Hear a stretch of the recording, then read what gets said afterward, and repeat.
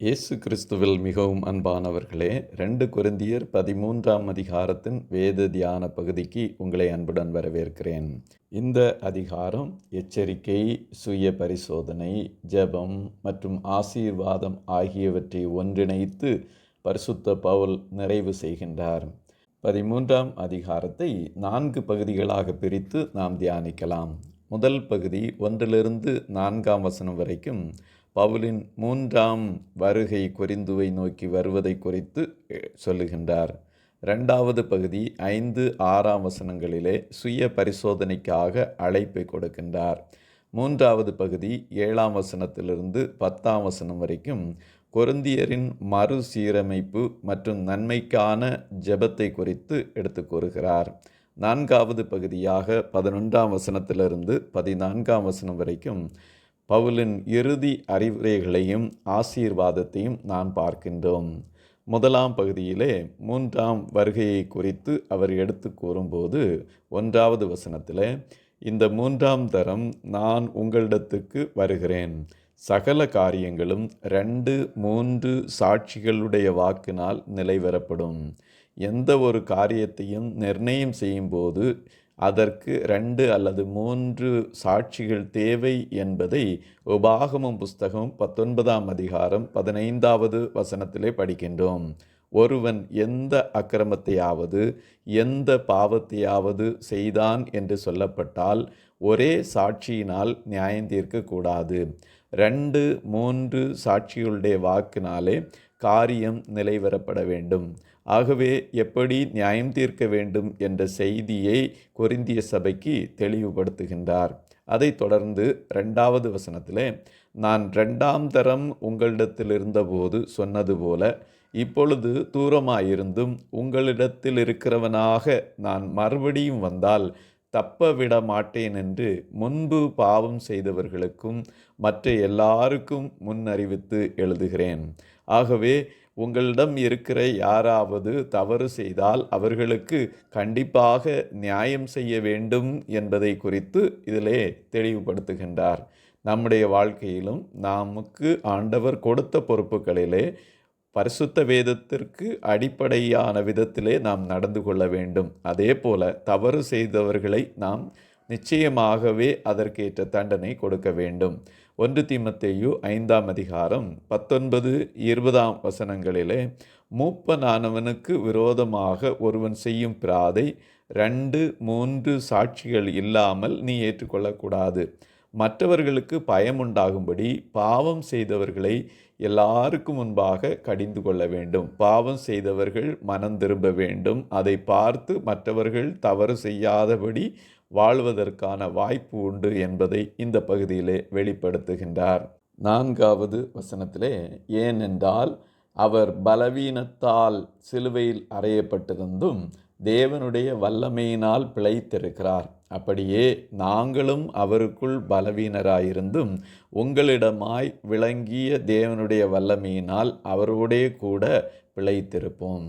இயேசு கிறிஸ்துவானவர் நமக்காக வலிமை இழந்து சிலுவையில் அறையப்பட்டு உயிர்த்தெழுந்த அவருடைய வல்லமையின்படியாய் இன்றைக்கு பிழைத்திருக்கிறார். அப்படியே தேவனுடைய வல்லமையால் நாமும் அவரோடு வாழுவோம். பவுல் அப்போஸ்தலர் தற்போதைய அப்போஸ்தல அதிகாரத்தையும் அந்த அதிகாரத்தை எதிர்ப்பவர்கள் தண்டிக்கப்பட வேண்டும், அதற்கு தெய்வீக வல்லமை அவர்கள் மேல் வெளிப்படும் என்பதையும் குறித்து இந்த பகுதியிலே சொல்லியிருக்கின்றார். 2வது பகுதியாக 5, 6 வசனங்களிலே சுய பரிசோதனைக்காக அழைப்பை நாம் பார்க்கின்றோம். 5வது வசனத்திலே, நீங்கள் விசுவாசமுள்ளவர்களோ வென்று உங்களை நீங்களே சோதித்து அறியுங்கள், உங்களை நீங்களே பரீட்சித்து பாருங்கள், இயேசு கிறிஸ்து உங்களுக்குள் இருக்கிறார் என்று உங்களை நீங்களே அறியீர்களா? நீங்கள் பரீட்சைக்கு நில்லாதவர்களா இருந்தால் அறியீர்கள். நம்மை நாமே நிதானித்து அறிந்தால் நாம் நியாயம் தீர்க்கப்படும். ஆகவே நம்மை நாமே சோதித்து அறிந்து பாவமான காரியம் நமக்குள்ளாக இருக்கிறதா என்பதை நாம் அறிந்து கொள்ள வேண்டும். ரோமருக்கு எழுதின நிருபம் 8ஆம் அதிகாரம் 10வது வசனத்திலே, கிறிஸ்து உங்களில் இருந்தால் சரீரமானது பாவத்து நிமித்தம் மரித்ததாயும் ஆவியானது நீதி நிமித்தம் ஜீவனுள்ளதாயும் இருக்கும்.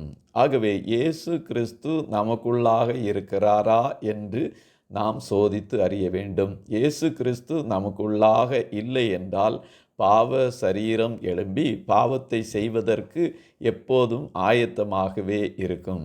ஆகவே கிறிஸ்து நமக்குள்ளாக வாழ வேண்டும் என்ற மிகப்பெரிய சத்தியத்தை இந்த பகுதியிலே சொல்லி நம்மை சோதிக்க சொல்லுகின்றார்.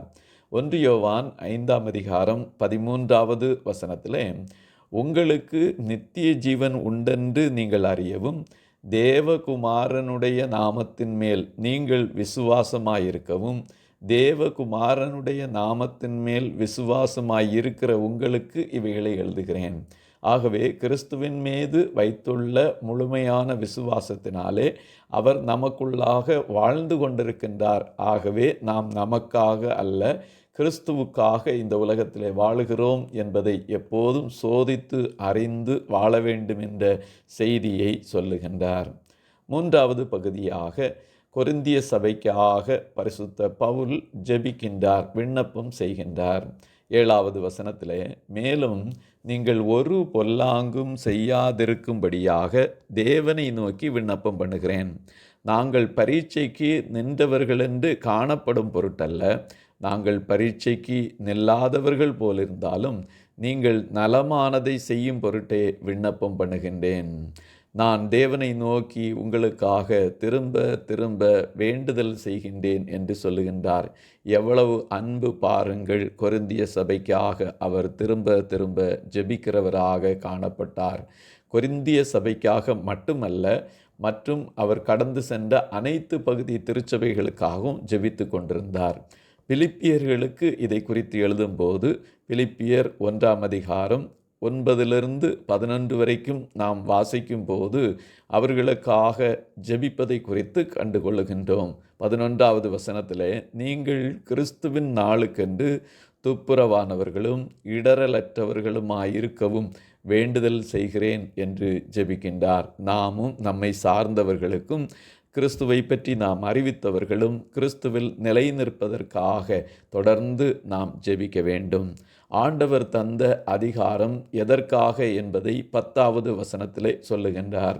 ஆனதால் இடித்து போடவல்ல, ஊன்ற கட்டவே கர்த்தர் எனக்கு கொடுத்த அதிகாரத்தின்படி நான் உங்களிடத்தில் வந்திருக்கும் போது கண்டிதம் பண்ணாதபடிக்கு நான் தூரமாயிருந்து இவைகளை எழுதுகிறேன். உங்களை ஊன்ற கட்ட வேண்டும் என்பது என்னுடைய அலாதி விருப்பம். அதுதான் எனக்கு ஆண்டவர் தந்த அதிகாரம் என்பதை பல முறை சுட்டி காட்டியிருக்கின்றார். இதே 2 கொரிந்தியர் 10ஆம் அதிகாரம் 8ஆம் வசனத்திலே, மேலும் உங்களை நிர்மூலமாக்குகிறதற்கல்ல, உங்களை ஊன்ற கட்டுகிறதற்கு கர்த்தர் எனக்கு கொடுத்த அதிகாரத்தை குறித்து நான் இன்னும் சற்றே அதிகமாய் மேன்மை பாராட்டினாலும் நான் வெட்கப்படுவதில்லை. ஆண்டவராகிய கர்த்தர் நம் ஒவ்வொருவருக்கும் பல அதிகாரங்களை கொடுத்திருக்கிறார். அது மற்றவர்களை அழிப்பதற்கு அல்ல, அவர்களை திரும்பவும் ஊன்ற கட்டுவதற்கான அதிகாரத்தை தந்திருக்கின்றார். அப்படியாய் கர்த்தருடைய நாமத்தினாலே மற்றவர்கள் இன்னும் எழுந்து நிற்கவும் அவர்கள் பலப்படவும் அவர்களை ஊன்ற கட்டவும் நமக்கு ஆண்டவர் அதிகாரம் கொடுத்திருக்கிறார். அதை நாம் பயன்படுத்துவோமாக.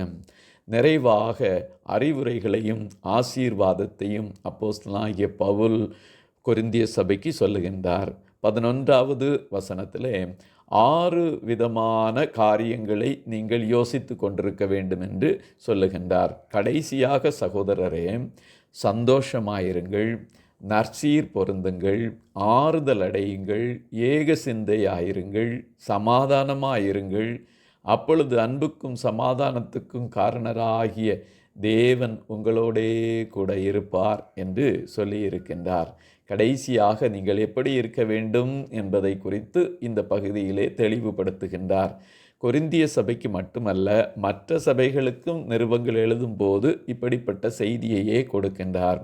பிலிப்பியருக்கு எழுதின நிருபத்திலே 4ஆம் அதிகாரத்தின் 8-9 வரைக்கும் நாம் படிக்கும்போது இங்கு 12 காரியங்களை கடைசியாக சகோதரரே என்று சொல்லுகின்றார். கடைசியாக சகோதரரே, உண்மை உள்ளவைகளவைகளோ, ஒழுக்கம் உள்ளவைகளவைகளோ, நீதி உள்ளவைகளவைகளோ, கற்புள்ளவைகளவைகளோ, அன்புள்ளவைகளவைகளோ, நற்கீர்த்தி உள்ளவைகள் எவைகளோ, புண்ணியம் எதுவோ, புகழ் எதுவோ, அவைகளையே சிந்தித்து கொண்டிருங்கள். நீங்கள் என்னிடத்தில் கற்றும் அடைந்தும் கேட்டும் கண்டும் இருக்கிறவைகள் எவைகளோ அவைகளையே செய்யுங்கள். அப்பொழுது சமாதானத்தின் தேவன் உங்களோடு இருப்பார். அப்படி என்றால் சமாதானத்தின் தேவனாகிய கர்த்தர், அன்புக்கும் சமாதானத்துக்கும் காரணராகிய கர்த்தர் நம்மோடு இருக்க வேண்டும் என்றால் நம்முடைய சிந்தை எப்படிப்பட்டதாய் இருக்க வேண்டும் என்பதை தெளிவுபடுத்துகின்றார்.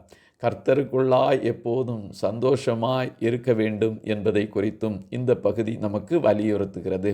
அப்படியே ஆண்டவருக்குள்ளாய் எப்போதும் சந்தோஷமாயிருந்து, ஆறுதல் அடைந்து, ஏக சிந்தை உள்ளவர்களாயிருந்து, சமாதானத்தையும் அன்பையும் நாம் காத்து கொள்ள அழைக்கப்படுகின்றோம்.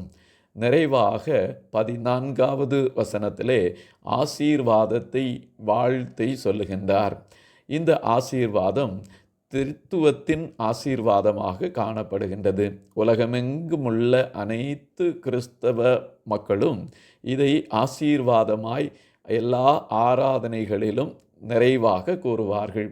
கர்த்தராகிய இயேசு கிறிஸ்துவனுடைய கிருபையும், தேவனுடைய அன்பும், பரிசுத்த ஆவியினுடைய ஐக்கியமும் உங்கள் அனைவரோடும் கூட இருப்பதாக, ஆமேன் என்று சொல்லப்படுகின்றது. கிருபை, அன்பு, ஐக்கியம், இது திருத்துவத்தின் இன்றியமையாத குணாதிசயங்கள். இயேசு கிறிஸ்து எப்போதும் கிருபை நிறைந்தவராக காணப்படுகின்றார். அவர் நம்மேல் வைத்த கிருபை மிக பெரியது. இயேசு கிறிஸ்துவின் கிருபையை புரிந்து கொள்வதற்காக யோவான் நற்செய்தி நூலின் 1ஆம் அதிகாரம் 16-17 வசனங்களிலே அவருடைய கிறிஸ்துவனுடைய பரிபூரணத்தினால் நாம் எல்லாரும் கிருபையின் மேல் கிருபை பெற்றோம். எப்படியெனில் நியாயப்பிரமாணம் மோசேயின் மூலமாய் கொடுக்கப்பட்டது, கிருபையும் சத்தியமும் இயேசு கிறிஸ்துவின் மூலமாய் உண்டாயின. இயேசு கிறிஸ்து கிருபையானவர். இயேசு கிறிஸ்துவனுடைய கிருபை நம்மோடு எப்போதும் நிறைவாய் தங்கியிருக்கும். அவரிலே நிலைத்திருப்போமாக. இரண்டாவதாக பிதாவுக்குரிய அன்பு. பிதா அன்பாகவே இருக்கின்றார். 1 யோவான் 4ஆம் அதிகாரம் 16வது வசனத்தை படிக்கும்போது, தேவன் நம்மேல் வைத்திருக்கிற அன்பை நாம் அறிந்து விசுவாசித்திருக்கிறோம். தேவன் அன்பாகவே இருக்கிறார். அன்பில் நிலைத்திருக்கிறவன் தேவனில் நிலைத்திருக்கிறான். அன்பான பிதாவிலே என்றென்றைக்கும் நாம் நிலைத்திருப்போமாக. மூன்றாவதாக பரிசுத்த ஆவியானவர் ஆழமான ஐக்கியம் உருவாக்குகிறவராக காணப்படுகின்றார். இந்த ஐக்கியம் பரிசுத்த ஆவியானவருடைய முக்கியமான வேலையாக காணப்படுகின்றது. பிலிப்பியருக்கு எழுதின நிருபம் 2ஆம் அதிகாரம் 1ஆம் வசனத்தை நாம் வாசிக்கும்போது, ஆதலால் கிறிஸ்துவுக்குள் யாதொரு ஆறுதலும், அன்பினாலே யாதொரு தேறுதலும், ஆவியின் யாதொரு ஐக்கியமும், யாதொரு உருக்கமான பட்சமும் இரக்கங்களும் உண்டானால் என்று இங்கும் திருத்துவத்தை குறித்து சொல்லும்போது ஆவியின் ஐக்கியத்தை குறித்து சொல்லப்பட்டிருக்கிறது. கிறிஸ்துவின் ஆறுதல் கிருபை, அன்பு பிதாவினுடைய தேறுதல், ஆவியின் ஐக்கியம் என்று நாம் தெளிவாக கற்றுக்கொள்ளுகின்றோம். பரிசுத்த ஆவியானவர் நம்மை ஐக்கியப்படுத்துகிறவர். பிரிவினைகளை உண்டாக்குகிறவன் பிசாசின் ஆவி. ஆகவே நாம் ஐக்கியப்பட்டவர்களாக காணப்பட வேண்டும். இந்த திருத்துவத்திலே நாம் நிலைத்திருக்கும் போது நாம் கிருபையை, அன்பை, ஐக்கியத்தை பெற்றுக்கொள்ளுவோம். இப்படியாய் திருத்துவ தெய்வமாகிய பிதா, குமாரன், பரிசுத்த ஆவியானவர் உங்களோடு நிலைத்திருந்து கிருபையிலும், அன்பிலும், ஐக்கியத்திலும் நிலைத்திருக்க உதவி செய்வாராக.